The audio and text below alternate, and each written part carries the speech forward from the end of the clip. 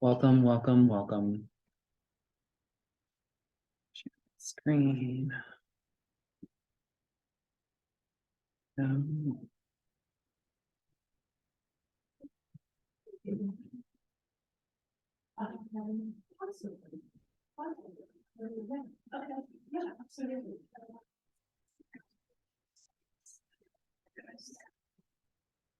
yeah.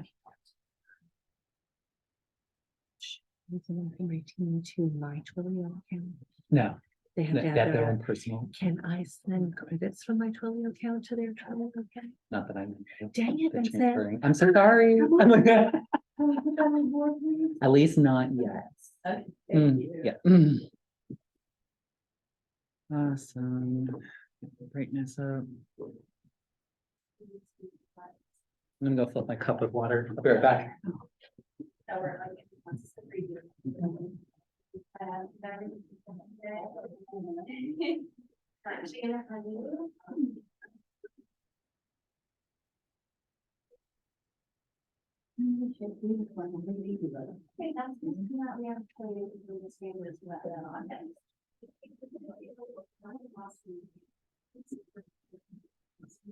We're gonna keep things simple probably. I'm sorry.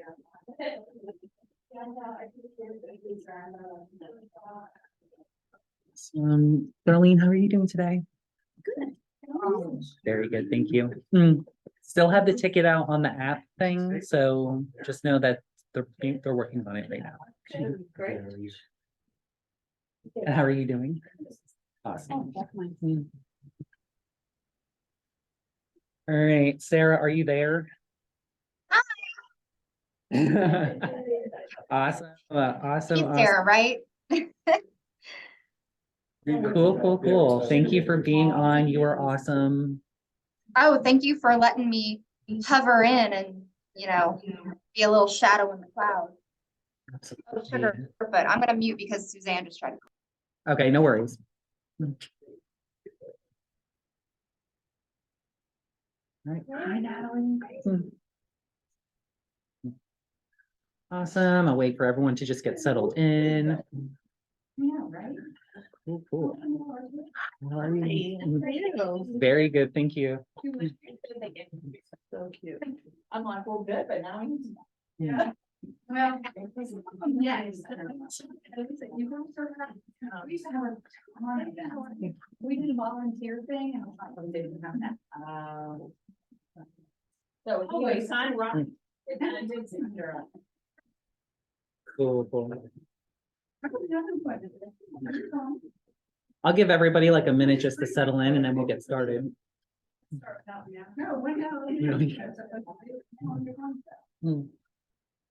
All right.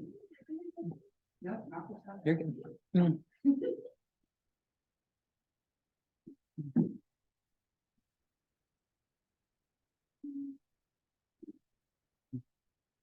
All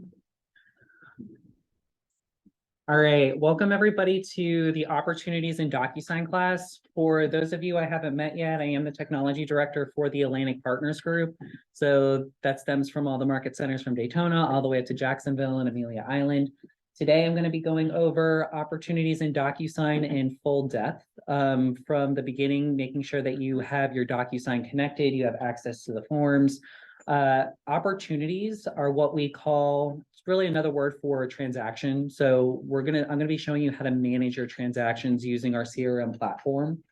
I do encourage everybody, if they have any questions, to just ask as we go along. I have no problems answering. And you're more than welcome to follow along on your laptop too, especially if maybe you are a newer agent, you're not quite sure if you do have your settings connected. We're gonna make sure that that all gets done today. And then, of course, if you want to take any notes, you're welcome to do that as well. So I'm pretty much going to hop right into it. It is like an hour-and-a-half class, so just bear with me. I'm going to go through everything step by step. And then by the end of this class, you should have a great understanding of how to manage your transactions, knowing what documents you're going to need for each transaction, how to utilize DocuSign in order to get those documents sent out for signatures and initials.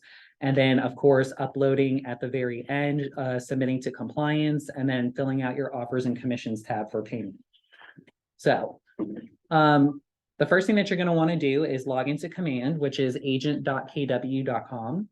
And I'll give everybody just a minute to get there first.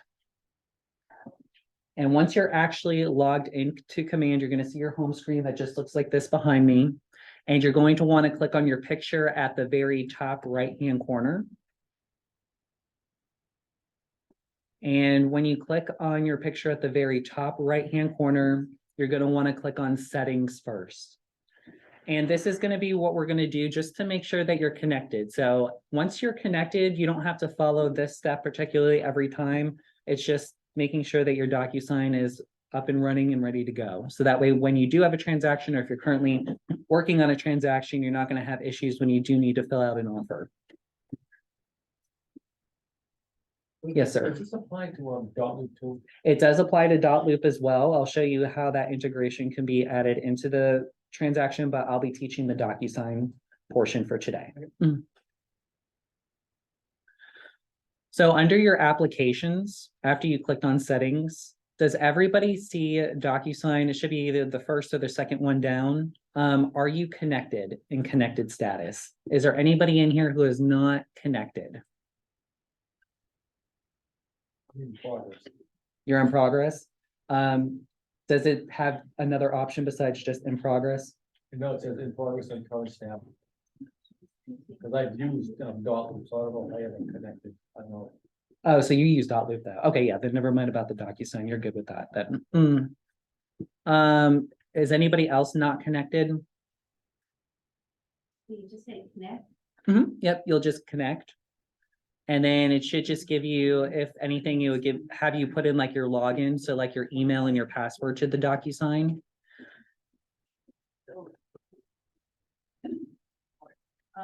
Where is DocuSign on? So in the top right-hand corner, you're just going to click on your picture and you're going to click on the settings. With the DocuSign, particularly if you're a newer agent to KW and you don't know what maybe the email is or the password that they set you up on, you should have all received a Keller Cloud Setup Complete email during your onboarding process. And that has all your users and passwords to all the applications that you'd be using. Cool. And if you're not currently connected, let me just mute that person. If you're not currently connected, pretty much you might see two buttons on the right-hand side, either resend or authorize. So you're going to want to try to authorize your DocuSign account. It's going to have you put in your login info. And if it doesn't authorize right away, just let me know. So that way I'll know how to pretty much go about that. Pretty much you'll click the resend email. It'll send you an email from DocuSign in order to authorize it, basically, and that will go to the email that they have on file for you or the email that you want to be used for your DocuSign account. So there might be a couple of extra steps in just getting yourself connected, but once you're connected, you will be all set and ready to go to the next step. Yes, Natalie. Mine always says that I'm connected, but every time I try to do DocuSign, it keeps, I think we dealt with this like the very first time, so I think exploring simplicity and then it will never let me pull documents. We're going to fix that issue today too. Absolutely. All right, so once you have your DocuSign connected, the applet that we're going to be working in today, it's going to be called Opportunities. You're going to see that in the CRM system towards the middle. It kind of looks like a handshake icon, and just feel free to go ahead and click on that. Once you get to the Opportunities applet, it's pretty much going to automatically show you your dashboard. You're going to see all the listing transactions that you have, all the buyer transactions that you have.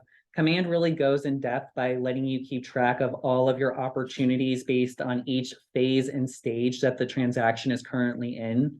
So if it helps you as a solo agent, or if you're on a team to keep track of your transactions that way, depending on how you're operating your business, you do have those capabilities there. And of course, it will let you know what your potential income is and your probable income based on the opportunities that you start creating. So technically, you can even, once you have your contacts in your database, you can even just start creating opportunities from the cultivate phase and just keep track of it through each stage within those phases.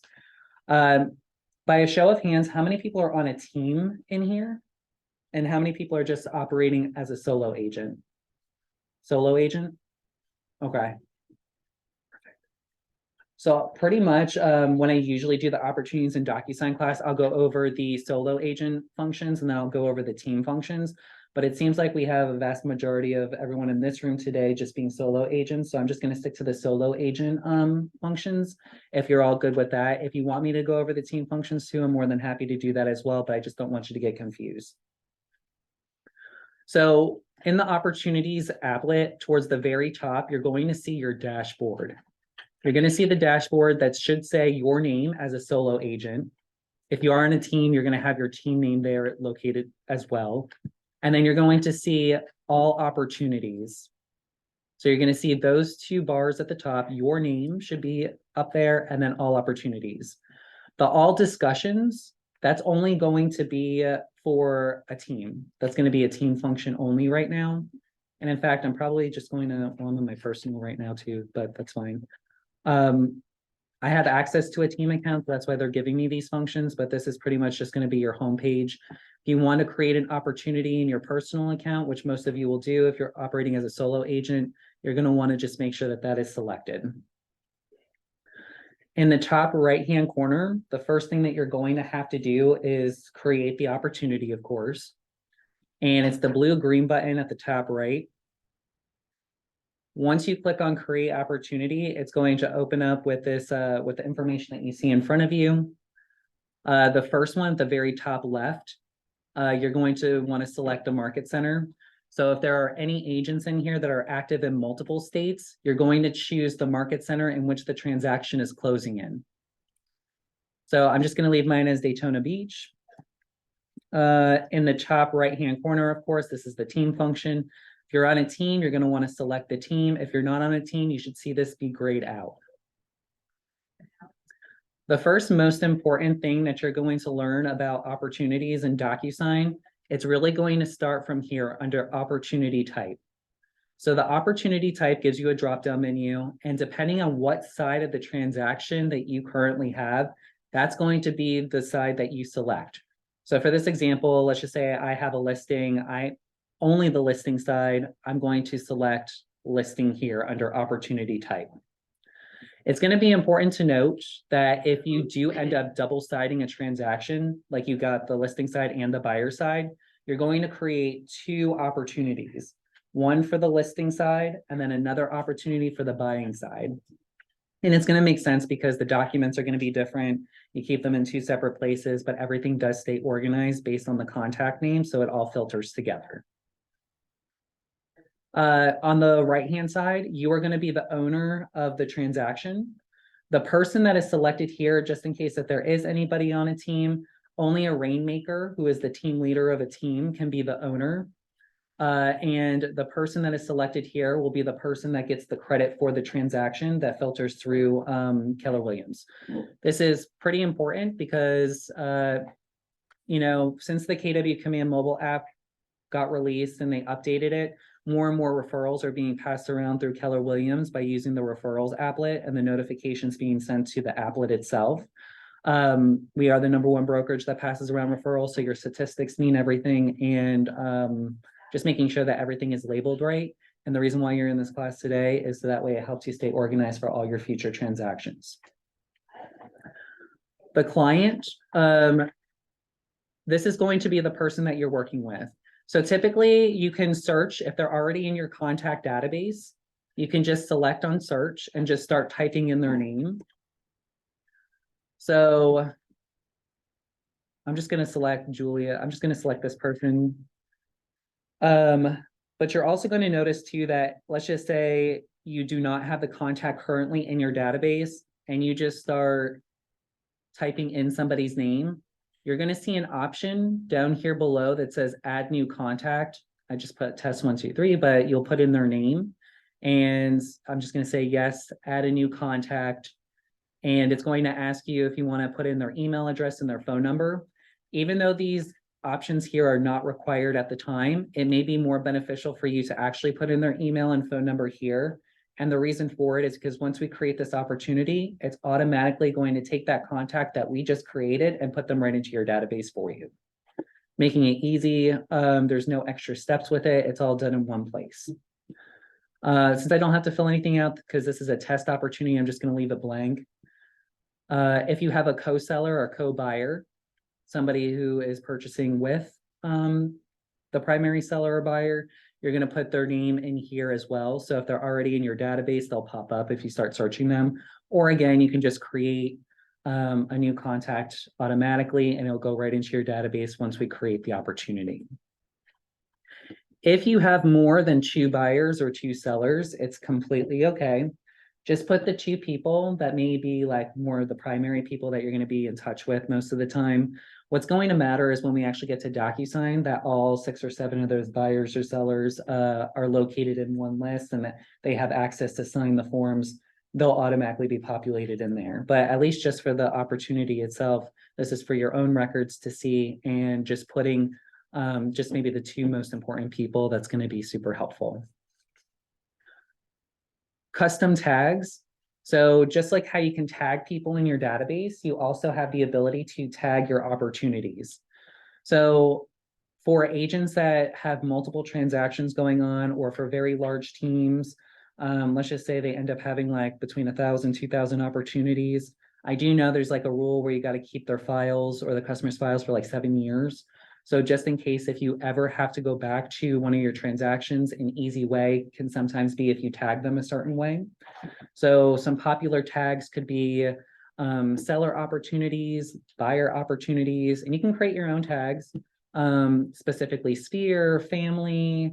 Maybe there was something specific about the contact or the lead or the person that you're working with that will just ring a bell to you personally. So feel free to get creative with that. You don't have to use the tags if you don't want to, and then you can always go back later on and tag them if you feel like it's becoming a lot. Estimated close date. This is not a required field. You'll know if it's a required field if it has a red asterisk next to it. So this is just if you want to let yourself know, okay, this person is looking to close by or needs to get out because they're renting an apartment by September. At least it'll keep you on your toes. The time frame, which is going to be the actual amount of months in which they're looking to buy or sell or need to sell by, which kind of ties into the estimated close date. But since I select a listing, it's going to ask me if I want to put in the estimated listing price. You don't have to if you don't want to, not a required field. Commission rate, this one's going to be pretty important. So again, you're going to put in the commission for just your side of the transaction. So it's if I have the listing and I'm doing it for 7%, 4% for myself on the listing side, and then I'll give 3% to the buyer. Since I have the listing opportunity here, I'm going to put 4%. Now, if I am double ending a transaction, remember you create 2 opportunities, one for the listing side and one for the buyer side. So this would cover my commission for the listing side. When I do the opportunity or create the opportunity for the buyer side, I would put 3% commission in that section. So I'm still getting the 7%, but it's just 2 opportunities if you're double ending the transaction. And yeah, that's pretty much how the numbers go with that. If you ever need to edit anything out of this slide deck here, you'll be able to, and I'll show you exactly where to once we go to the next step. The opportunity phase and stage. So before, when Command originally came out, agents usually just started creating opportunities when they were in the under contract phase, which is completely fine, but more and more big teams and solo agents, since the updates of Command have been released, more are going to be released during family reunions. So all the classes that I teach in March will be about all the new updates. We're getting a brand new website, so hang tight with all of that. Lots of good surprises coming. Agents now are starting to create opportunities to keep track of their transactions, and it helps with the reports and meeting their goals from all the way from the cultivate phase. So the cultivate phase is really when you just have a contact. They may not be looking to buy for maybe a couple of years, but you still keep them, you still create an opportunity so that way you can drag them across your pipeline as the day gets closer, and it will even keep track of the time and days that it takes you to move your transaction through the pipeline. So that way your business is fully on top of things. The way that you run it, you can utilize these features. Again, they do have a red asterisk here, but you don't have to take full advantage of the phases and stages if you don't want to. For me, usually, if I'm creating an opportunity, the person's active with me.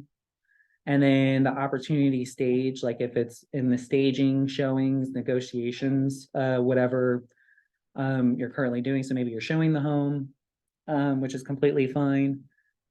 And then you're just going to click on create. Does anybody have any questions about all the information that we're filling in here just to create the opportunity?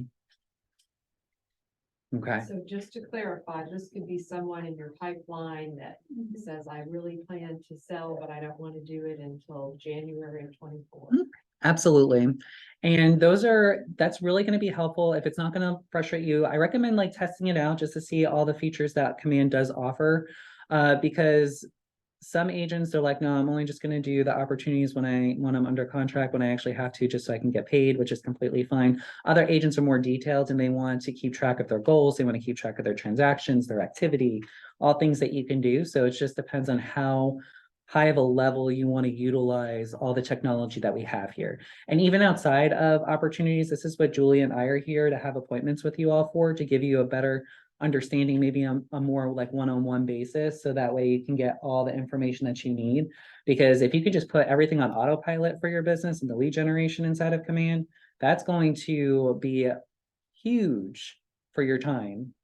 Put everything on autopilot that you can, and then just focus on your lead generation. Then you got the revolving door, because they say whatever you do today, you're not going to see those results really for like 90 days. So it's always good to keep that in mind.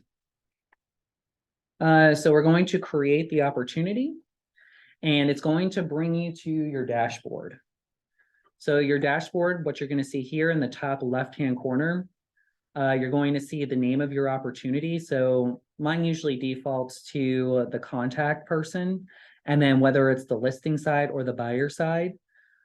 What I heard from the MCAs, and you can name your opportunities whatever you want, but it really does help them if you put the address and then if it's the listing side or the buying side. Reason for it, because it's so easy just to pull up the address of the listing, or if you're purchasing a home, what the address is for the opportunity when you submit your commission check, which we'll get into. But also too, if you're double ending a transaction, having it labeled as the listing side or the buyer side does help. You're going to see the contacts that you put in here, which you could easily change if you have to. Yes. So after you put that in, where you put it in before and it comes up there, is that where you change it? If you want to change the name of your listing? Yeah, no, The name of your opportunity. So where you're going to change the name of your opportunity, you're going to see all the information that we just put is right here under general information. You're going to notice next to it, there's a pencil tool, which, I mean, it's a little bit light, like it, but if you move your mouse over it, it's clickable. This is where you can change the opportunity name. You can change the contacts here, pretty much the opportunity phase and stage. You can keep edited. You can add in the time frame months, estimated close date, your appointment scheduled, appointment date, agreement one, contract date, and close date. This information is going to be vital if you want to keep track of your goals inside of Command, because it is going to keep track of pretty much it's based on the MREA economic model when you put your goals inside of Command, and it's going to spit out the numbers that you need to achieve in order to reach your goal. So converting leads to contacts, contacts to agreements, contracts, under contract, to closings. Each of those, the numbers that you put in here affect those numbers, and that's how they keep track of everything.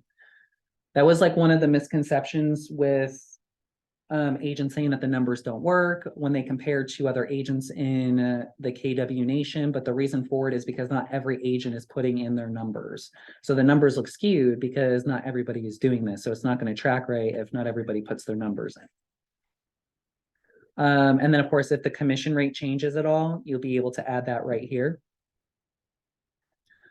For the property. So just in case, whether you have the listing or the buying side, if you have the buying side, you're not going to see this. But if you have the listing side, everything is IDX fed inside of Command. You can sync your MLS in here. And then of course you can pull from all listings. You're going to select the listing, whatever that the opportunity applies to. If you have the buying side, at some point when the, contract goes through and you know what the address is of the property that they're going to be purchasing, the property right here, top right-hand corner, this is where you're going to be able to put in the address. So just in case, there's going to be like another section in the future, like under the offers.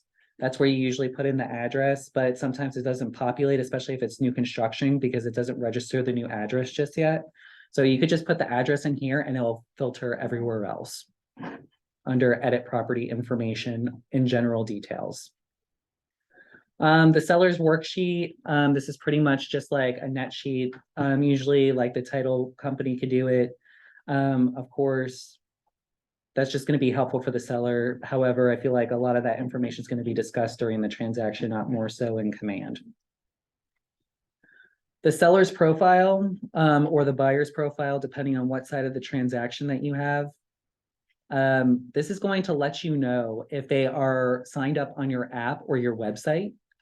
This is another class that Julie and I teach. This is super helpful, how everything integrates. They're signed up on your app or your website. You can keep track of their every move in the contact card timeline. You can see exactly what listings they're looking at without you knowing. If they created any saved searches for themselves, any collections, and then you'd be able to follow up and see if they're, really trying to look to purchase something. Marketing. If you need any marketing materials, especially to advertise your listings or buyer side, they added this. Usually we would just go to the Designs applet. That's kind of like, for those of you in here that are familiar with Canva, Designs is like our Canva for Keller Williams.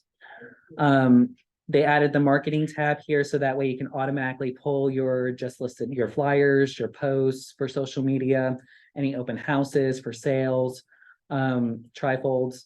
This will be like for another class, but just know that you can find your marketing materials in here. You're going to be doing a bulk of your work inside of the Documents tab. This is where pretty much everything comes to life. This is something that I wish that Keller Williams had when I first started in 2019. But I'm so happy that they do have it now because it's so simple, so easy, and you can easily keep track of what documents you actually need in the very beginning, especially if you do tend to be like a newer agent. This is going to be a great guide for you to work off of. So as soon as you get into the Documents tab, at towards like the bottom left, you're going to see right here, it's going to say pick checklist type. You're going to click on pick checklist type, and you're going to choose the option that applies. So if this is a residential property, a vacant land property, or a commercial property, that's going to be the folder that you select. I'm going to choose residential just because it tends to be the most common.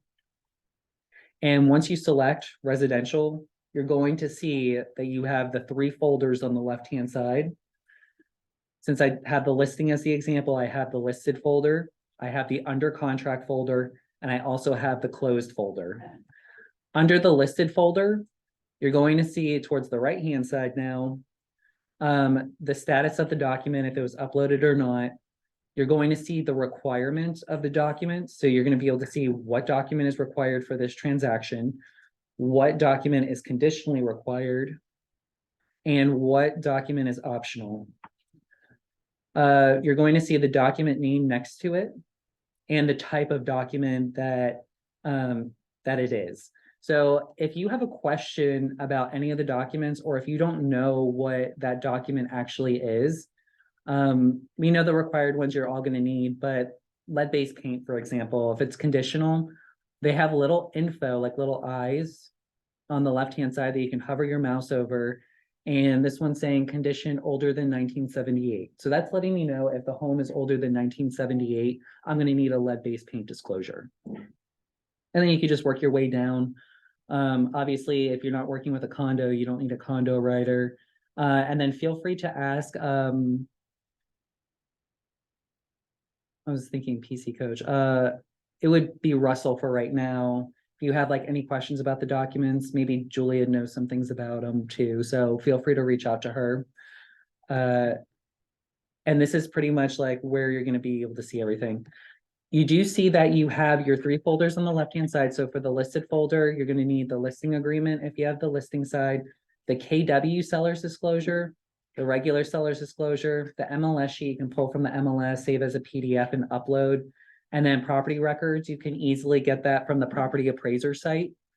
If you go to your property appraiser site, typically I think what Jen Murray from compliance asks for is that you go into the land and buildings and then do a right click, almost like you're gonna print it, but don't print it, just save it as a PDF and then upload it.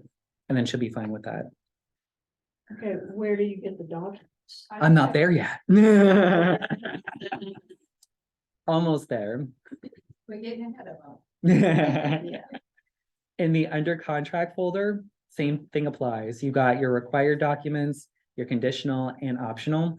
So when you go under contract, you're obviously going to need the bilateral contract, the bilateral seller's disclosure, the escrow letter receipt, and then the KW brokerage fee form. So now does anybody have any questions so far about knowing what documents you're going to need? The seller disclosure? Yes. Is it supposed to automatically come up? Like when I did the listing, just like you did, well, should it have come up in my list? Or do I add it? The KW seller's Yeah. disclosure, you don't see that there? Nope. Did you do a buyer's opportunity or a seller's opportunity? A list. And did you do the residential? The seller disclosure is a little bit further down. It's not all the way up. Yeah, it's down. I don't think. that Seller's is for the disclosure buyer. and KW, yeah, there's two, so KW seller's disclosure and regular seller's disclosure. Seller disclosure, I don't have the KW seller. Go ahead and click on this right over here where it says requirement Okay. and let me know if your list changes. Yes, it is. It's there now? Perfect. Yeah, they done with disclosure to the, yeah. See to me.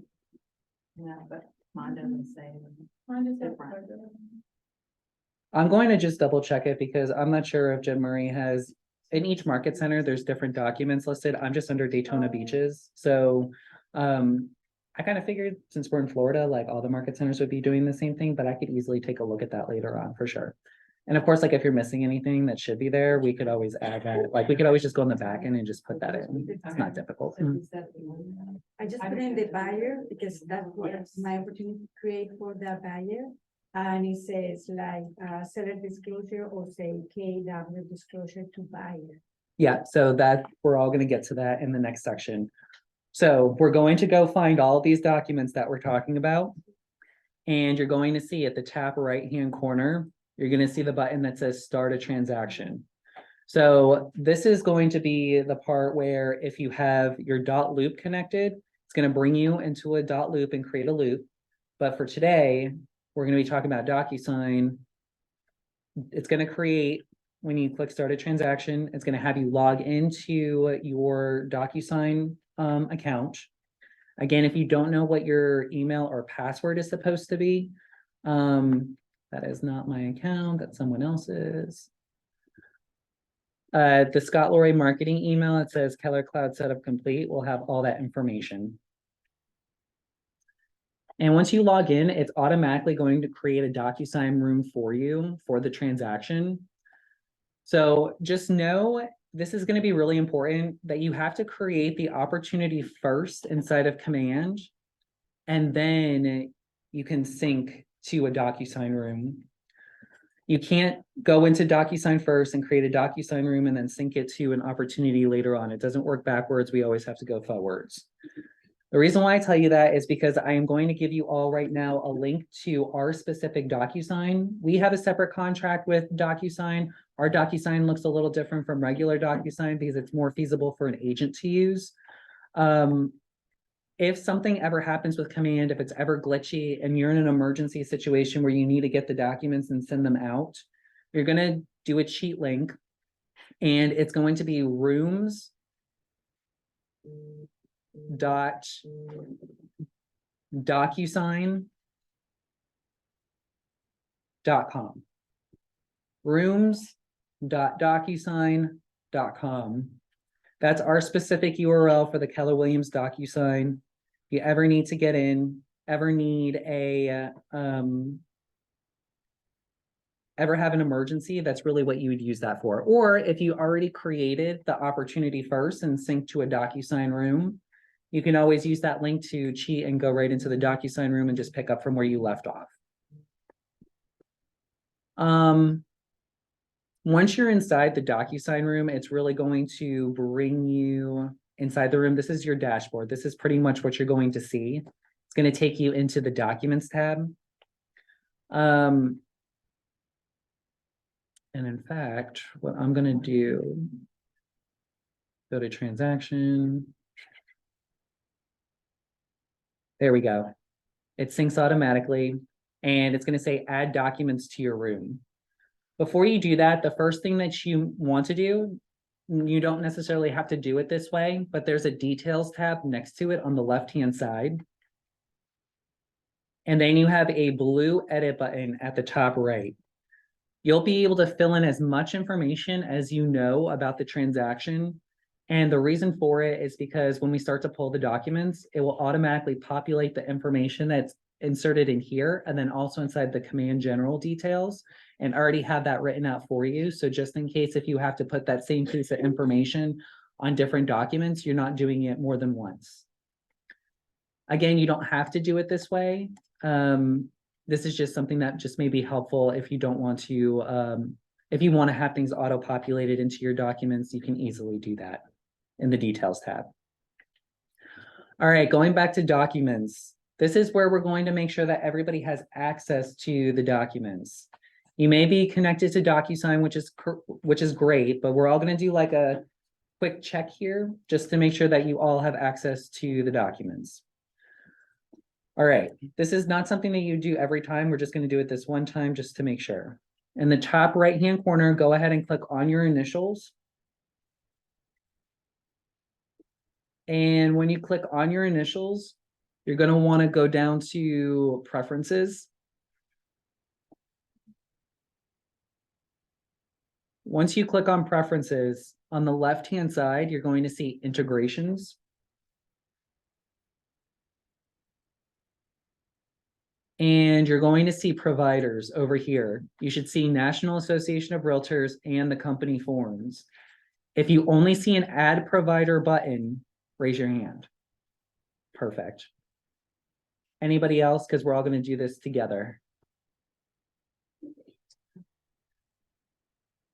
Is everybody else pretty much connected? Natalie, I know that you were having, it's that you do have the forms there. National Association of Realtors and Company forms.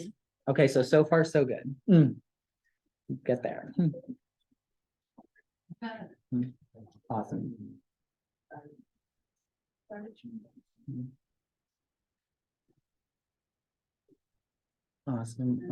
Awesome. We are doing so good. Thank you, Pam. Yeah, Dotloop you already have access to. This is just for DocuSign.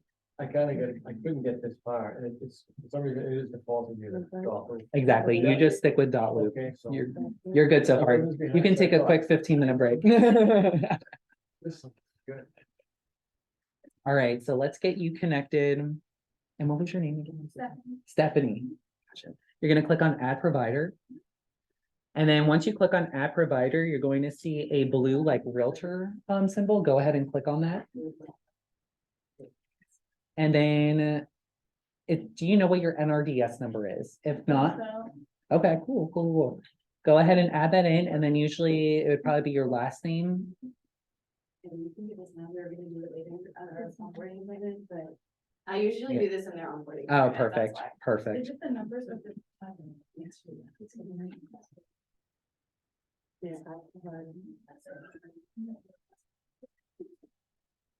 Is that app provider click on realtor? Correct. Click on Realtor. And if you don't know what your NRDS number is, it's okay because there's going to be a button there that says look up my NRDS number. Mm-hmm. Yeah, it's doing that. Oh, because yellow banana. Yellow banana. Okay, that one. Yeah,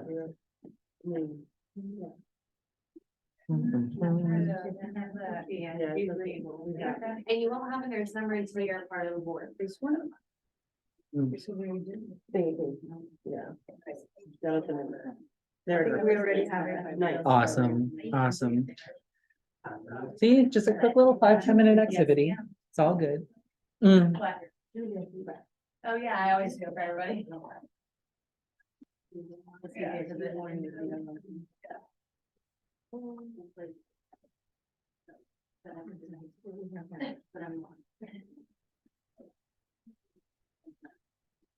All right. All right, how's everybody doing? Good, good, good. Once you have access to the forms, National Association of Realtors and Company forms, we're just gonna go back to the room that we were in as if we've always had that connected all along. And I'm gonna go back into the listing. And then we're going back into our DocuSign room, which is where when we originally synced from Command into DocuSign, this is the location that it will send us. Once we're in here, we're gonna pull the forms that we need by going to the top right-hand corner where it says the big blue add button. We're going to select that. And then we're going to select DocuSign forms.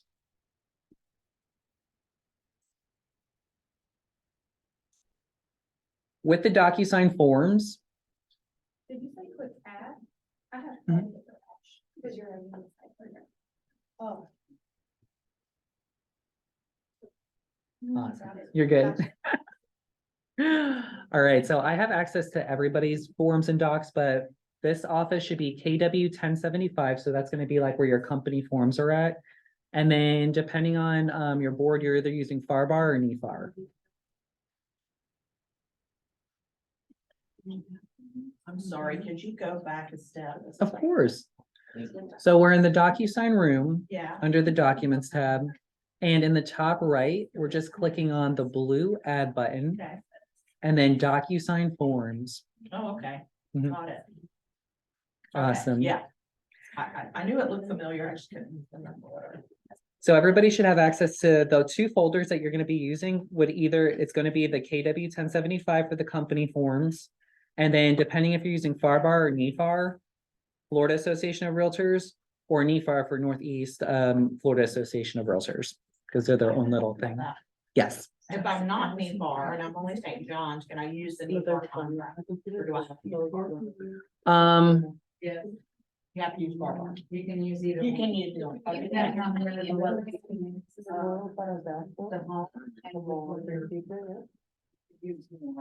Okay. Yeah. Correct. Okay. Yeah, because St. Augustine was always like the one in the middle where half of you do NEFAR, half of you do FARBAR. So if you do need access, if you do have a preferred method and you don't have access to it, we could always get you access in the back end too. Like it's not difficult. All we just need is your NRDS number. Well, I didn't like FARBAR.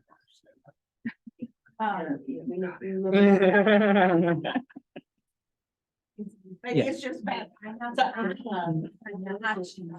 add and add. Yeah.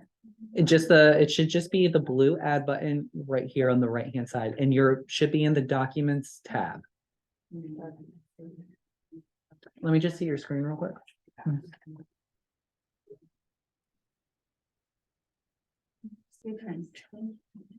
Are you?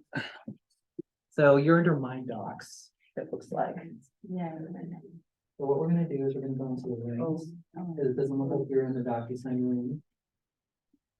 And then is this the one that you created? So we're gonna go inside the room, gonna go to the Documents tab, and there's your blue add buttons. You're good. You see, it was add, but it wasn't the same. All right, so this is where the command checklist is gonna come into play, and it's gonna be really helpful. So from command, it's telling me what documents are required. So I'm gonna just use the first two as an example. So the first one that I'm gonna need is gonna be the listing agreement. You're also gonna notice too, the second document I'm gonna pull is the KW seller's disclosure. I think it's important for agents to know, since you are gonna be using two different folders, what documents are in each folder. It's super easy to memorize this. So you got your KW folder, and then I'm just gonna use Florida Association of Realtors as the example. If the document has a KW in front of it, you're gonna get that from the KW folder. If the document does not have a KW in front of it, you'll get that from the Florida Association of Realtors or NEPAR, whichever one you prefer. I don't think in our, scene, we don't have the KW. We don't, it just says buyer's pleasure, it's not a pleasure. We all know. Yeah, Yeah. so it's just like a known thing. I could just, to make it easier, because this might help the newer agents by putting the KW in front of like KW specific documents. Can we go, would that be summarized? Or would that? That'd be Jen. Yeah. I just think it might be helpful for them. I mean, with the organization, like knowing like what folders to go in, it would be so easy to be like, okay, KW seller's disclosure, I'm gonna go On to the the buyer KW. side, it says KW disclosure. Okay, so that we got something. Yeah. I didn't check. So, right. She's not the same like. All right, so I'll look into that for all of you and I could work with Jen to make a quick and easy solution if anybody's having any difficulties with it. So we got the listing agreement first. So I'm gonna go to the Florida Association of Realtors. I'm gonna type in listing agreements. And since in Florida, we're a transaction broker state, you're going to want to find I believe this is the best one, exclusive right of sale listing agreement transaction broker. If you're operating in another relationship, if you're a single agent, no brokerage, or for sale by owner, or whatever it may be, or no brokerage relationship, you could just select the one that applies. If you have any questions about it, feel free to ask Russell.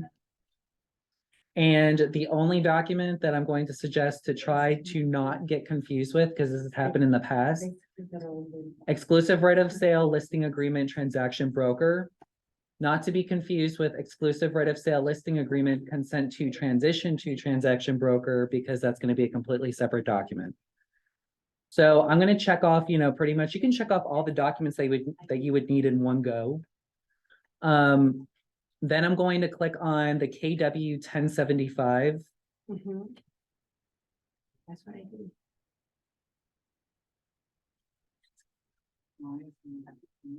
Does it show that there's any forms? There's only 3 in there. Easy though. You have. Oh, I got them right here. Okay, here's the workaround. Pull the listing agreement first and click add document. And then click the blue add button again. Go to the DocuSign forms. And then this time go to KW 1075 and then they all appear. It used to be. Well, coincidentally, there was like a mass issue. If you've noticed this, if any of you noticed this, when you logged into DocuSign, this happened yesterday where every agent was able to see every MLS board and their documents in every KW folder in the entire country. That's so great. I know. Right? So I'm not sure if any of you are still experiencing that, but that's just something that they're just working on. And then I'm sure this is just like a quick workaround, but that should be fixed too. So the listing of documents right there is gonna be according to what my opportunity was created for. Correct. If it is buyer, I just gonna have that for buyer. Yeah, well, you're just gonna search it, but you're also gonna see that Jen put under groups at the top left-hand corner here. So if you have an as is SFR contract, commercial listing, condo listing, If it is a buyer. bar as is, yep. They got all of that. And they also got like the NEFAR too. So if you have a specific transaction and you select it. So if I have a bar condo listing, these are all the documents in one place that I need. So you could just select all and just pull them right into your room. Yeah, single family residence right there. Absolutely. For me, the second document, the KW seller's disclosure, for me, because it has a KW in front of it, I'm going to get it from the KW folder. So when I scroll down here, I see KW seller in-house disclosure, sellers must sign. So I'm going to select that document as well and add them to the room. What document was that? Go back over that. I went into the KW 248. I was in a different folder. It should be the seller's in-house disclosure. And you should probably have that in here too.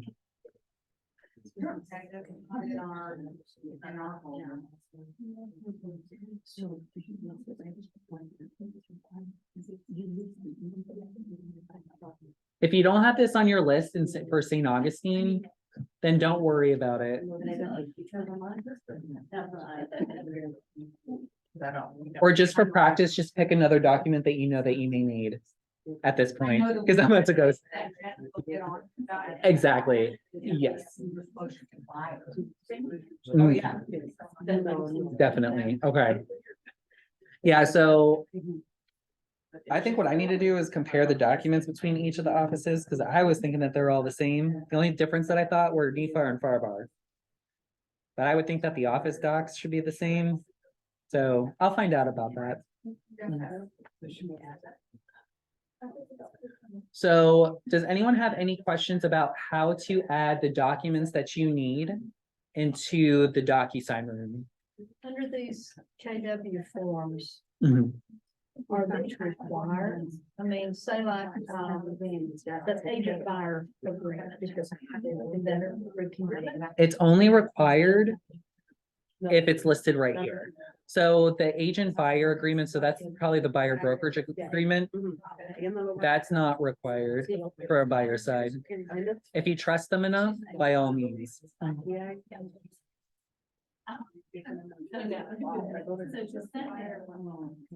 All right, are you all ready to go to the next section? Awesome. Are you gonna go over the envelopes? Oh, yeah. It's the next section. Well, actually, it's not the next, that's the section after the next one. So now I'm gonna show you how to fill out the documents. To fill out the documents, what you're gonna do is, now that the documents are inside your room, you're just gonna briefly click on each one, and it's going to open up a window. Gonna let it load for a second. And you're gonna notice that all the information that we put in, either the details tab or from command, has now auto-populated over into here, along with our dates. You're gonna notice that everything is now automatically or auto-fillable. So if you just click on the boxes and just start typing away, you can easily just fill out the contract. You can check off boxes. All the things that you're going to need is right here, right in front of you. And then you're just gonna go down your list. And right now we're just filling out the documents. We're not getting the initials or the signatures yet. We're just filling out the document. Once you finish filling out your document and checking off your check boxes, you're gonna click on Save and Close at the top. Does anybody have any questions about how to fill out the documents? And if you have questions about the contract itself, you could always reach out to Russell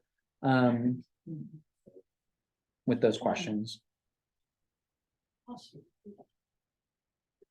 Awesome. Okay, so now that we filled out the documents, now we're gonna need to send them out to our sellers or our buyers for the signatures and initials. I'm gonna show you the easiest way possible to do it. It pretty much pre-fills everything and does everything for you.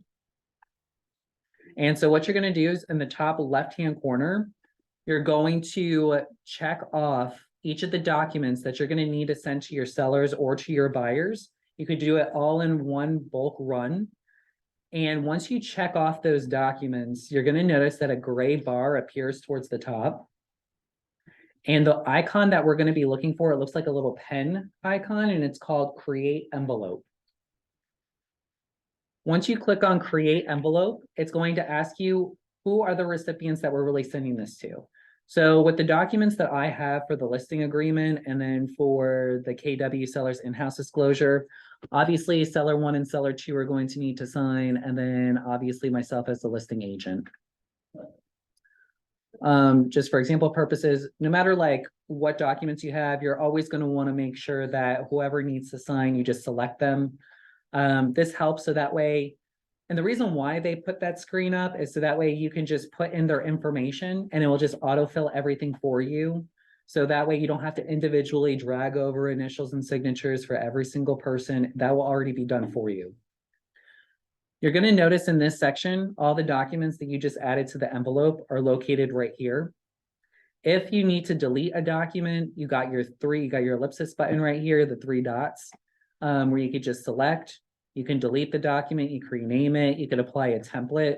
Templates I would talk about in a 201 class. If you want to, you can create templates for any documents. It doesn't even have to be for Keller Williams documents.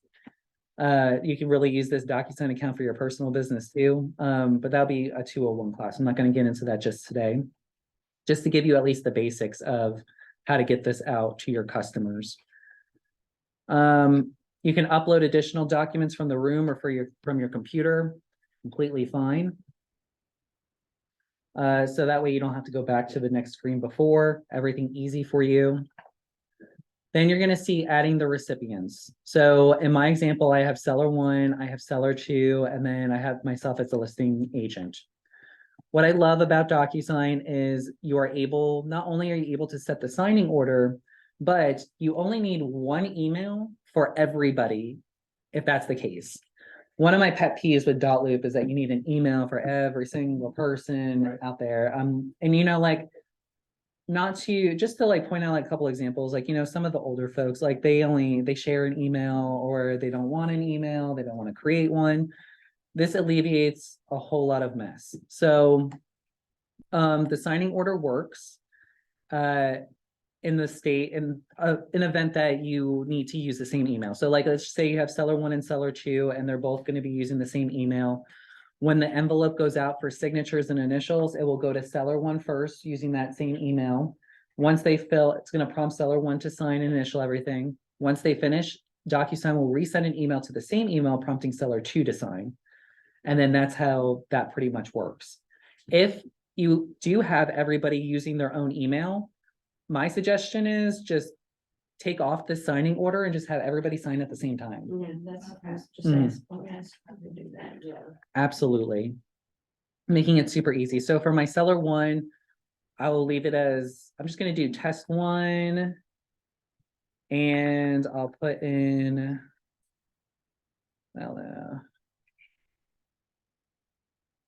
actually, I'm going to do the signing order on my behalf just because I'm going to need like 3 different emails. I think I have 2. So give me 1 second. I'll do at kw.com. And then I'll do my personal one here. So I'll do a test for seller 2. And I'm going to show you something cool that DocuSign can now do and when you may need it for certain situations. So you got everybody's information filled in. On the right-hand side, you're going to see it says needs to sign. If somebody in the group does not need to sign, but instead they need to either receive a copy or just needs to view, make sure you select that option, because if you don't, DocuSign will never let you know that the document has been completed and signed because it's still thinking someone else needs to sign when they don't. They just needed to receive a copy, which can get confusing to someone on the other end of the transaction. So one of the benefits too with DocuSign is that we now have in-person signing as well. So one of the examples, like if you are on a team and maybe the person who was working with this particular seller or buyer had an emergency come up and had to be like at the hospital, but they're still able to work, but maybe another member of a team is able to meet with them.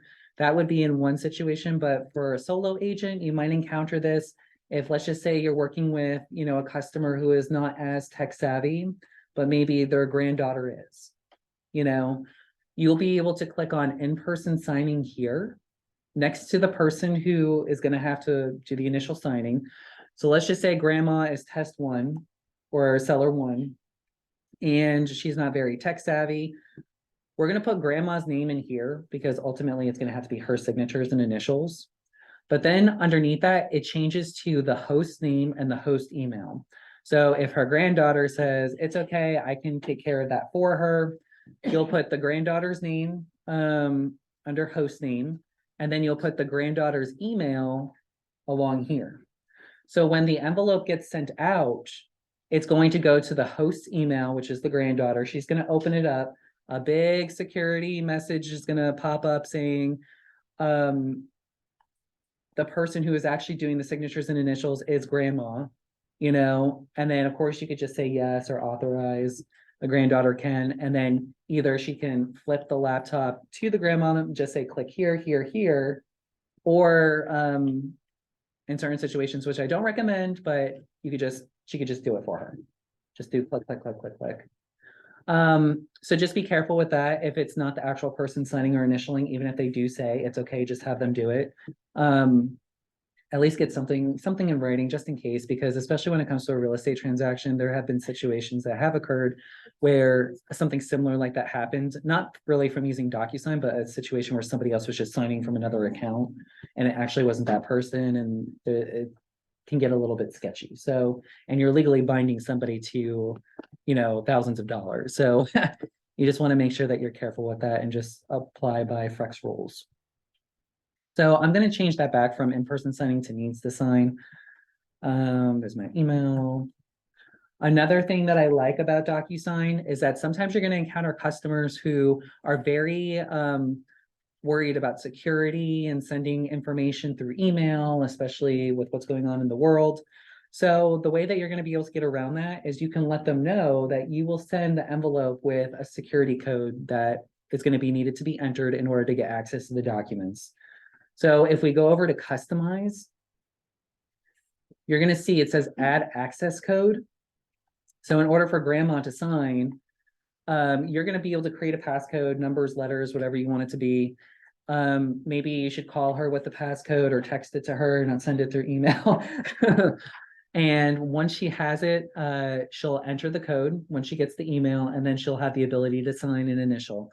The best part about it is that no matter when she has to go back into that email, it's always going to prompt her for the code. So it's just like a little bit of security just in case if they're extra weary, be like, don't worry. The reason why we moved from .loop to DocuSign is because .loop can sell you your private information that you have in there to third party. Yeah. And I wouldn't be comfortable with that. I like DocuSign because it's 100% secure. It's ours. All of our information's one place. It's not going anywhere. So yeah, so you can add the access code if you want to. You do have the ability in the top right under actions. You can save and close if you need to, or discard it. Under advanced options next to that, you do have a couple of new options. So really with the reminders, you can send automatic reminders to the customer. Let's just say number of days before sending the first reminder, number of days between reminders. So let's just say they're going on vacation and they're like, well, I'll get to it, you know, in 3 days. I'll make sure that everything is signed. You know, I'm going away out of the country. I don't have access to a computer. It's completely fine. But you don't want to forget about it yourself because maybe you're busy as a real estate agent and you have other transactions and other things going on. So you send out the envelope, but then you can set the reminders to remind that person, like maybe after on day 3 when they're coming back, hey, don't forget to sign this, you know, and it's automatic and you got that all set up prior to. Does that automatically resend those forms back out to them? It does, yes. Okay. Yep, it's like a reminder, don't forget to sign this envelope, and then of course you can click on the envelope, it will open up, and then it will prompt them to start signing and initialing. And then of course, like if you need to set an expiration, so the number of days before the request expires, or number of days in which to warn signers before expiration, if you really wanted to have the envelope expire completely, you could do that. And then my favorite, mobile-friendly viewing with responsive signing. So allow recipients to view the documents more easily on mobile devices. So you could always just check that off. It's compatible with all phones now. So if they open up their email on their phone and then they want to start signing, it will fit the screen completely. There is not a way to automatically just leave that checked as of yet. So, but at least you do have the option if you want to add that. So we got our signing order, we've got our documents. Down below, we've got our email subject. So this, of course, comes secondhand nature to you. Please, you know, review, sign initial, let me know if you have any questions. You all know how to follow up with that. And then if you want to, though, you can set a custom email and email message for each person specifically. So maybe you had like a little inside joke with grandma, maybe you wanted to add that in the email. I don't know, it could be for like whatever. And then seller two, and then of course on the listing or the listing agent who needs to sign is there. I have one question about, if you're sending out. If you're sending out the documents to a group of people to be signed, but one of those people just needs to be copied. Yes, Are they going to get, they're gonna get the document after everybody else has signed? that They're is gonna get their correct. Copy, okay. So what you we could, mhm, Automatically do that, absolutely. So what you're able to do is click on add recipient. okay, And under add recipient, you could just put in the person's name and receives a copy. okay, And that usually helps do the trick too, just in case. okay. Yeah, and then you can just like take them out too. If anybody wants to know what the future colors are, that yellow, blue, purple, green, orange, light blue. If it gets that far. I'm gonna delete some of these. We're back to our 3 people. Enter in your email, then you're gonna click on the orange, yellow next button at the bottom right. Because you did all this work here, everything should be completed for you right there. Another update with DocuSign is that even if you miss something with the text, everything is still auto-fillable, even at this section 2. So if you see that you're having an issue with maybe one of the documents, I suggest just create the envelope anyway, because when you get to this section, you're still going to be able to fill it out. So they fixed any of those issues that you may have had previously. Everyone is color coded in the top left-hand corner. Just double check, make sure everything looks correct. Everybody is assigned based on color. Top left-hand corner shows your drop-down menu with the key. So it's showing that my seller 1 is in yellow, seller 2 is in blue, I'm in purple. And if I notice that something was missing or something wasn't already pre-assigned, then on the left-hand side, we've got signatures, initials, date signed, text, check boxes. Make sure you select the person you need to assign it to. The colors will change, and then you can just click, drag and drop it wherever it needs to go. Is it gonna notify you if you've missed something? It's not going to notify you if you miss something. So what some agents are doing with the templates these days is that you can create your own templates where you can set certain fields as required. So it will notify you to make sure it won't let you send out the envelope unless you filled out something in that specific field. All of this, what they do with the autofill, they make it not required. So you could still fill it out, but if you send it out, it's not going to notify you saying like, oh, you missed this box because it's not a required field. But in DocuSign 201, I think that's going to be really helpful for everybody to start learning about the templates and utilizing it for lots of things. I mean, you can use it for like so much. The one thing I do notice, if you ever have to, I know everything is autofillable here now, but just in case, if you as the listing agent or the buyer's agent needs to fill something else out, like in text, maybe you have to add something to, I don't know, maybe down here under like additional terms or something. Make sure the color is always in gray, like how you see it here, because you have your icons. We're currently in standard fields. If you scroll down to the bottom under pre-fill tools, you're going to see gray text, checkbox, radio, company. If you have to do a strike through to edit a contract when it comes through, make sure it's from the gray key. And the reason for that is because if I just took the text from the standard fields and I'm using my own color, when the envelope gets sent out, only I'm going to be able to see that text. No one else will be able to. Under the pre-fill tools with the gray color, when I do the text, then everybody will be able to see it, not just the specific person I have selected here. Does that make sense? Cool. So it automatically does the dates, it does the signatures, it does the initials. And really once you get to this section, you're just reviewing the documents, making sure nothing's been missed or making sure you didn't do a typo or if something had to be changed, you're changing it. And then you do have your actions, of course. You could also preview it if you want to, which is what I do love this feature. So if you want to know what it's going to look like for the customer once this envelope gets sent out, this is what they're going to see. They're going to get an email from DocuSign and it's going to say, please review and sign documents, like the big button. Once they click on the button, this is what their window will look like, whether they're on the desktop view, whether they're on their iPad, or whether they're on their mobile phone, this is what it's going to look like for them.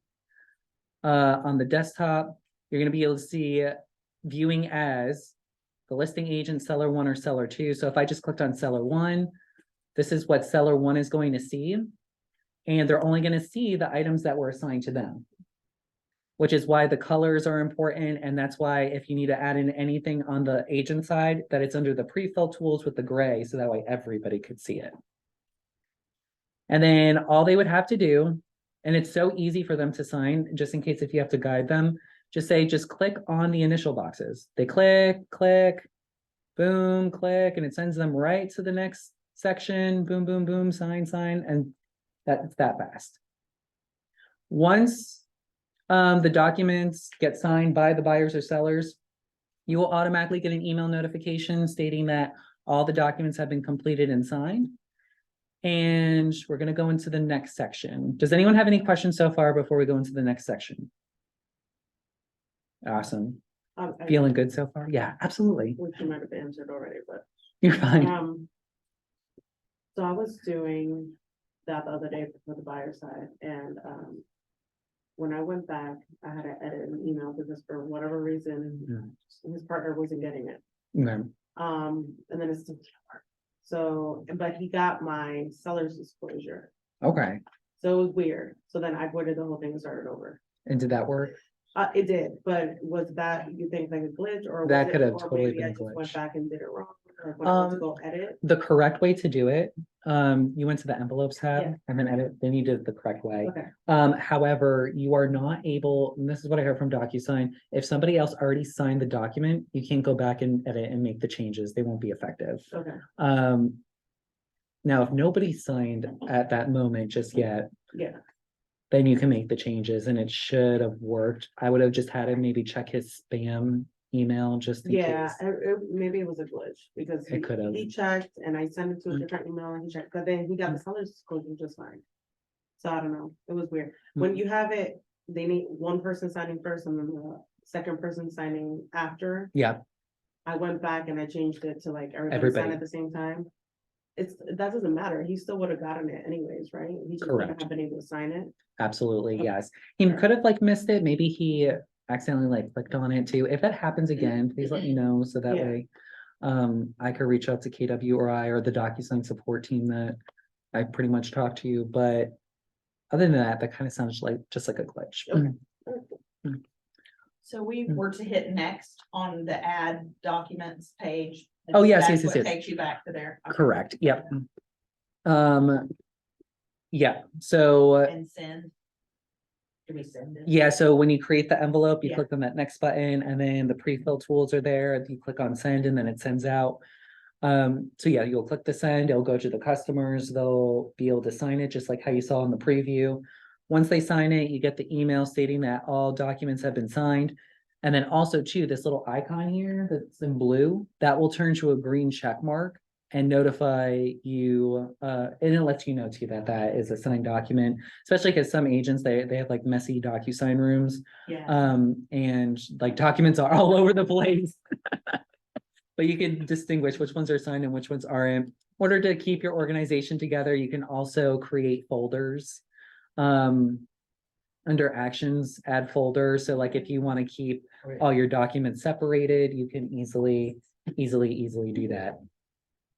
So now that my documents are signed and initialed and everything is awesome, I'm going to go back into command inside the opportunity, which is what you're already used to seeing under the documents. So under the documents tab, you're going to see attach files from, of course, it's going to say DocuSign, but the number one thing that agents tend to miss is that they're going to have to select the working folder. So the working folder that I currently have, it's called Room Docs (2). That's the name of my folder right here. So it's synced with command, and my working folder, it says Room Docs. So I'm going to click on the Room Docs, and now I am able to pull the documents and go down my list. So all the documents that are signed are now going to pull into this drop-down menu. And as I go down my drop-down menu, my list will get smaller and smaller. The reason why you don't see any documents here is because I actually didn't send that envelope out for signing Because it's only gonna show you the completed signed documents to keep your organization the most effective. So you're not gonna see your drafts in this drop-down menu. All you're gonna see is just completed signed documents. You'll go down your list, you'll put in the listing agreement, upload the seller's disclosure, or whatever documents that you are required in this office to have. Any conditional requirements that they apply to you, you will upload them. Once you go through each of your folders and you upload, and again, that working folder, make sure you just click from the drop-down menu and select the folder that you're working out of. You're going to see a submit to MC button. So submit to MC stands for submit to Market Center. And this really goes to Jen Murray for compliance. So we're gonna submit to compliance. Jen doesn't care how many times you really click on the submit to MC button. Just like whenever you have a document, just upload it and send it out. Her only biggest fear is that you don't wait till like the last minute to do it when the closing's like happening tomorrow, because that could just be crazy, especially with getting you paid at the table too in your commissions tab like that. That's something we try to avoid. So just use and abuse that button, submit to MC, and just upload all your documents and send it to her. When Jen starts reviewing your documents, and she either approves them or there's something wrong with them, you're going to get the notifications from her through this bell icon. And if you have the Command KW mobile app downloaded, you'll get the push notification straight to your phone, letting you know that she's trying to contact you.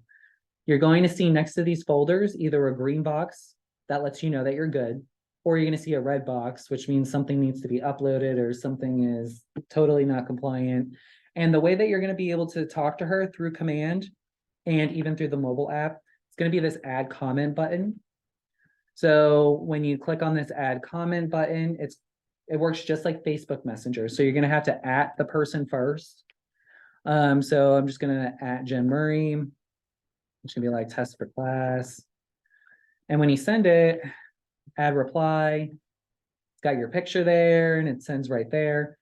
And then you could talk back and forth, keep all of your discussions in one opportunity. So that way, it's all organized, especially if you have multiple transactions happening at one time. It helps Jen know what file we're talking about. It helps you know what you're talking about when you see the address and the person's name. And then that's just how you'll communicate with her. So. Does it just stay there? It does. So it's like this add Oh. comment, and then you got like the comment box, because it shows that like I started a discussion. But if you don't @ the person though, they're never gonna get that notification. So, all right. You normally respond like to her saying you forgot this form. Mhm. Okay, Yeah. so she'll prompt it, right? Yeah. Usually she is always asking for like repairs and receipts and things like that. So like if you don't have any repairs or there were no receipts based on the inspection period, you just gotta let her know that, so that way she could just approve your file. Okay, who's ready to go to the next section? How much time do we got? 12:15? We can get this done. This is gonna be the offers and commissions tab. This is gonna be how you get paid. So the most important part. So the MCAs love that you start to fill out the offers and commissions tab when you go into the inspection period. So when you're in the inspection period, if you want to take down this note to fill out your commission tab at this point, it'll give them plenty of time to generate your DA. So we're going to go into the offers and commissions tab on the right-hand side. In order to submit your commissions, the first thing that you're going to want to do is click add a new offer at the top right. The reason why this feature was invented was last year when the market was super crazy and there were like 40 offers on one home. Keller Williams had to find a way to give a resource to the listing agents. So that way, when they're communicating with their sellers with all the offers that are coming through, the agent would be able to put in the offers, the information, and it would generate a CSV doc with all of those offers side by side. So the sellers could visually see what the best offer would be just by looking at all of those offers. Because sometimes when you tell them verbally 2 or 3 offers, they like forget when you're by like offer 30, I mean, it really was ridiculous. So, but usually I feel like things are a little bit more calm, but you still have to fill out an offer in order to get to the commission. So usually what I do is I just put in some of the info from the bilateral seller's contract or a bilateral contract itself. So what do you want to call it? Just leave it as initial offer. The version name, offer date and close date, you're gonna wanna just put that in.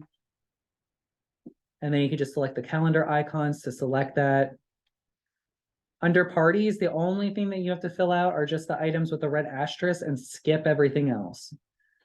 So it's really just the buyer name, the seller name, the associate representation, so your information will already be there, and then just the other side of the transaction agent. I'm just gonna put my name for everything. Awesome, and then you'll click on terms. So you don't need to get brokerage? You don't need it. Only the items with the red asterisk. Again, this was all just information that's super helpful. Even this, you don't have to fill any of this out except for one item. All of this was just used to show what all of the offers that were coming in and give that information to the sellers. But for this purpose, the only thing that you have to put here, and I know it says cash and finance amount, all we care about is just putting the total purchase price of the home under cash. So if it was a $350,000 home, you're gonna see the sales price is right here. When the MCAs are cutting your check, they don't care if it's cash or how much was a finance amount. Only the sellers who are accepting an offer, they may care if it's a cash deal or a finance deal. So just put that total in cash and you'll be good. Next, you're gonna go to everything else is not required. You're just gonna skip right by it. Go to agent analysis and completely skip that. Again, this was just for the pros and cons of each offer. So that way the listing agent could write that all out for the sellers to review. And you're just gonna click on save. Once you save it, the offer information that you put in here is going to be right here in front of you. You'll click on accept. And then our favorite button, manage commission. So if you're working on a team or if you're splitting the payments, this is something that we'll get into. The general information is going to be located right here. If anything needed to change with the commission rate, the sales price, the total units, the close date, that could be added here or edited. If you need to add another agent, let's just say you're splitting this transaction 50-50 with like maybe a coworker, whether it's a team contract that's going on, or maybe you just decided to co-sell or co-buy with another agent. Adding another agent, you'll search the agent's name in the market center. How do you spell your name? Valerie. Oh, I love that. I know how to spell that. Oh, wait, no, I'm in Daytona's. Sorry, I have to find a Daytona agent. It's gonna be like, no, that transaction's not closing in St. Augustine, but you can just easily find the agent in the market center located right here. The agent units, so if you're splitting it 50-50, the commission, then your units aren't going to be 1, it's going to be 0.5 and 0.5. So there's like a little bit of math with it. And then it'll calculate that commission based on the half a unit. If that other agent's going to be doing any scholarships, any trainings, donating to KW Cares, KW Kids Can, they have the extra payment options on the bottom. So if this agent is giving out a referral to somebody, or if there's a bonus or concessions or deductions, if you have questions about any of these items, feel free to talk to Summer about these. She'll be easily able to guide you. And of course you can get with Julia if you need help filling out your commissions tab, maybe the first couple of times, or myself if I'm around, we'll be able to help you put everything in accurately so that way you get paid right on time. If it's just you, all of your information is going to populate right here. Again, Where is that? it's going to be under the offers and commissions tab. That's where I am there, Mhm. but then I can't get to where you put all that. I extra. can't either. Did you fill out the offer first? Yeah. Yeah. And then did you click on accept offer? Oh, I'm in initial offer, that's fine. Oh, yeah, no, we have got to get to the end of that and then it will let you go into the commission. Okay. Mine's requiring an address, location. Mhm. But then you accept it and then it takes you into the part with your, Correct. okay. Got it. Sorry. Now, you're only doing this for offers that are accepted. Correct. Mhm. Okay. Absolutely. So if you still want to use the feature though, especially if you do have like a listing, maybe you got like 6 offers, maybe you want to try out the feature and generate that CSV for them to make it easy, they might appreciate that too. Now, what if you're working with an agent that's not in your market center? Is that like a whole different? Yeah, situation? well, I know you can't co-sell or co-buy with an agent outside of the brokerage, Or I but guess I should say. a okay, referral, probably. Example, the buyer I'm working with is a Keller Williams agent in another state, so he wants his kickback, his commission. Okay, that's not for bad. himself. Okay, So what side of, or what market center, the first question would be, what market center is the transaction actually gonna close in? And then you're gonna find that market center, the agent who's a part of that market center will fill out this commission tab. Hold on.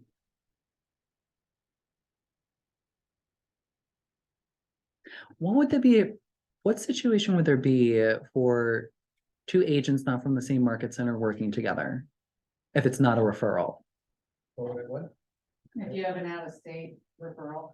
Well, if it's not a referral, what kind of situation would you all end up in? Or if anyone has had this experience where you are working with another KW agent, not in the same market center, and it's not a referral? If they only have their license hanging as a referral agent, maybe. That would be it. So I don't think so the only thing that I can think of is that it would just be a referral, because you can put the yeah, it referral is a in. referral. Oh, yeah. He's the buyer. Yeah. And he's also an agent. So he wants, I would do the same thing. So he wants his whole situation. So with that situation, so the agent who's tied to the market center in which the transaction is closing, their information will be right here. And then you would click on, let's just say it's you, Valerie, you would click on edit agent payment. You would scroll to the bottom, and under extra payment options, you will click on add an item. You would choose the type, and whether you do an inside referral or an outside referral, that's what Okay. you would select.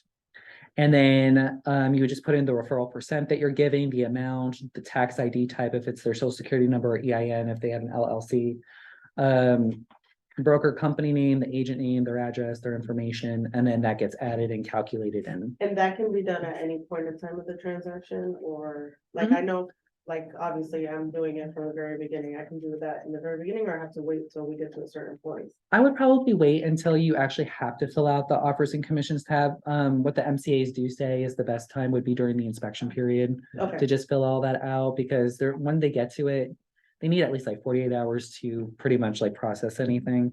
And that way it gives you enough time to, just in case if anything changed from the initial start of the transaction till then, with whatever agreements, or if, contracts expired or buyer brokerage agreements needed to be renewed.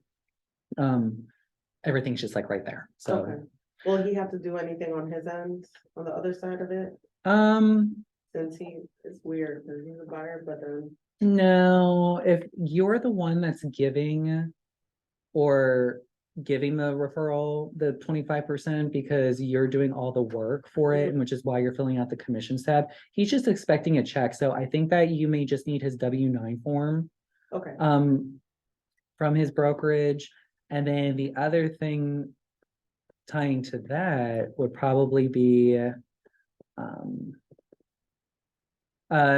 so I know in Command you could do the referrals template, but it's not a legally binding contract. So what that agent should do, and that should be like way in the beginning, is go into DocuSign, pull the referral agreement, have you both sign. That person should create an opportunity with the referral agreement only in it. So that way he can keep track, or her, or she can keep track of the transaction. And then on your end, when you get that completed signed copy of the referral agreement, just add it to your opportunity. I'm like a big documentation type of person, because that's the one thing that's going to save you in any type of situation.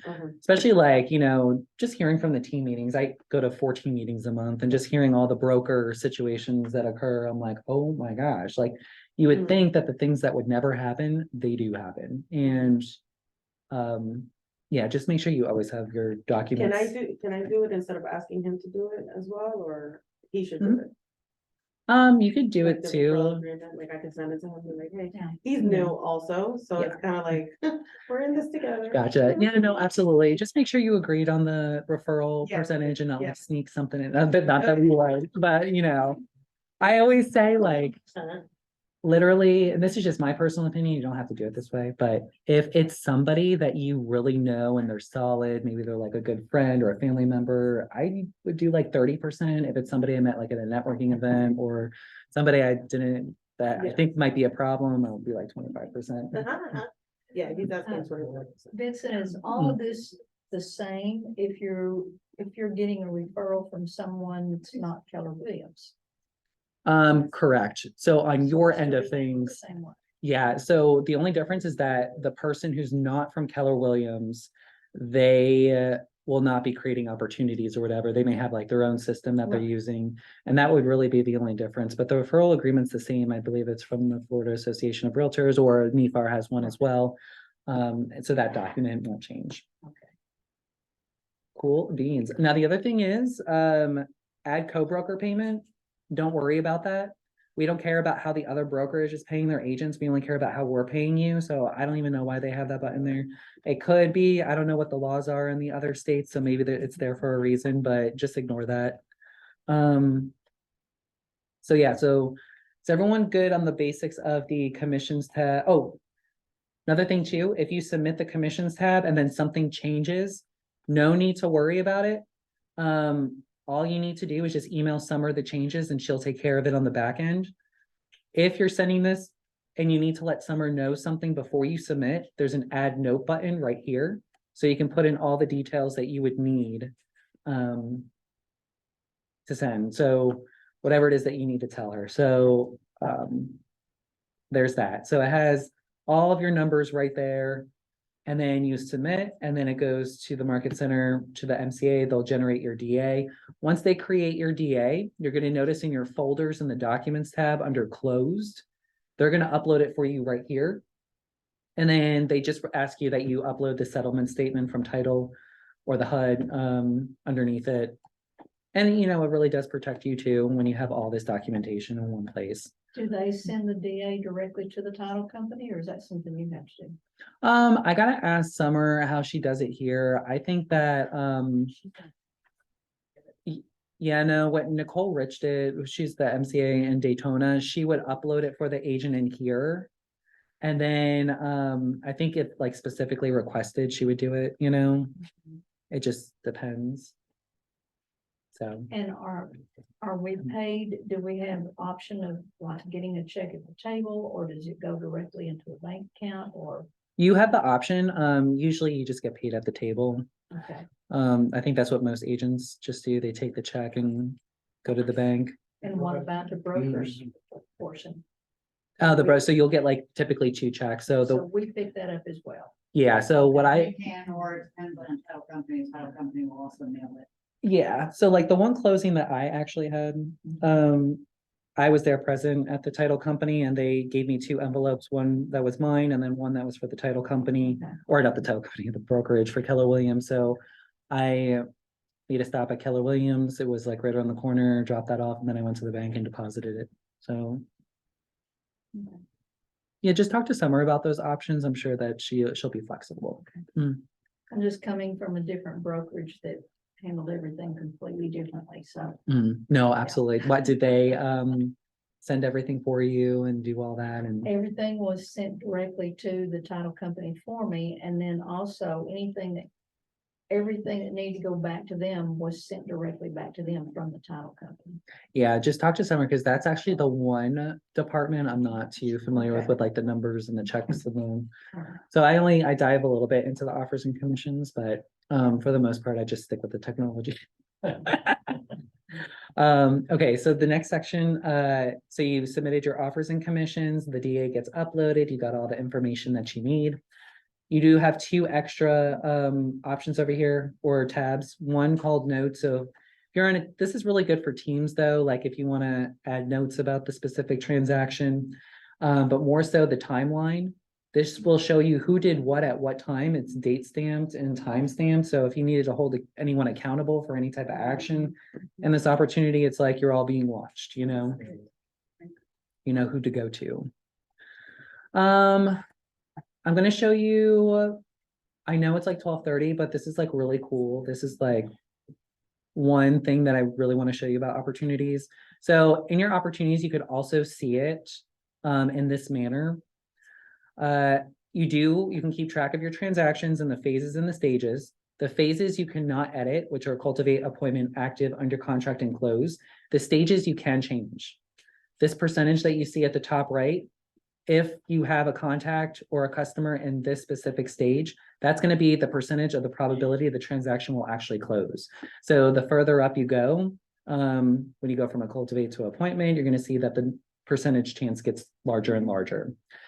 If you want to keep track of all the tasks that you have to complete for these customers, if you wanted to utilize it, you do have a tasks button right here, so you can add in specific tasks for each phase and stage that the customer is in. And if you go into edit stages, you'll be able to edit them, but then you can also create your form templates.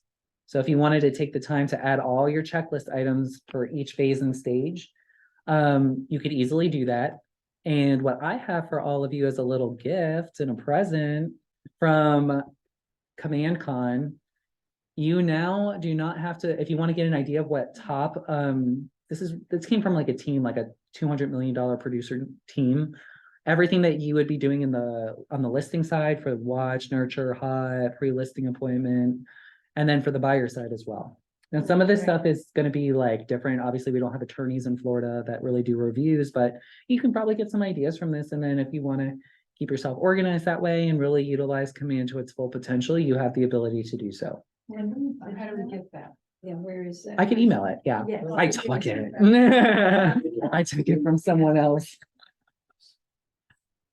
All right, so it is 12:33.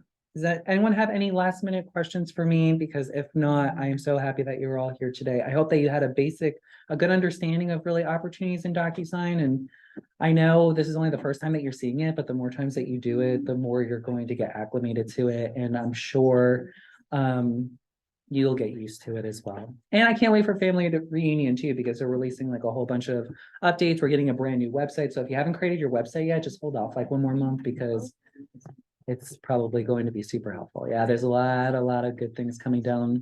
And then in March, my classes are all going to be about teaching you all everything that I bring back from family reunion, because there's like 5 technology classes I'll be going to. And then I'm going to give you all that information and create a resource guide. And But slower. it's like definitely it'll be a 3-hour class. You have a website, you can change it. If you already have an existing website, Mhm. you'd be able to. Okay. Yeah, you will. They're gonna make it work some way somehow. And I'm just excited. I have not even been able to see what it looks like. I'm hoping for the IDX integration. I wanna, That'd be nice. because in the top right-hand corner, you have that drop-down menu of like all the pages that you created. No one can see that. Like, it's better if you spread it out. So. Thank you. I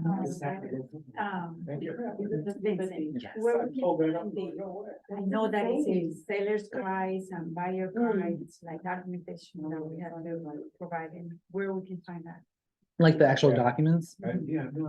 that's gonna be in DocuSign under the blue add button, DocuSign forms. And then check the Florida Association of Realtors, or do you use NEFAR or FARBAR? NEFAR, okay, so then you will be able to go, let me see if I got NEFAR. You'll go to NEFAR.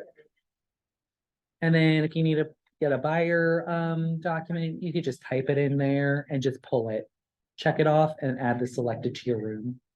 So that is an information that we should give to the customer when we start working with them, right? Oh yeah, absolutely. You should definitely be going through like the documents with them. I think it'll be super helpful. And not all of them apply for, it's depending on what is what they're looking for. Correct. That's what- Yeah. Right, it's right there, that's good. Absolutely. And you know, a lot of this stuff, it's good that you took this class too, because in the future, if you all are interested, I can do like a goal setting class in the reporting applet. Like we could do activity tracking, how it kind of like all ties together into like one unique system. So, all right, for those of you on Zoom, if anybody's still there, Sarah, are you still there? Yeah. Oh, that's Casey. Sarah had to go. Casey, I hope that you have an awesome day. Thank you so much.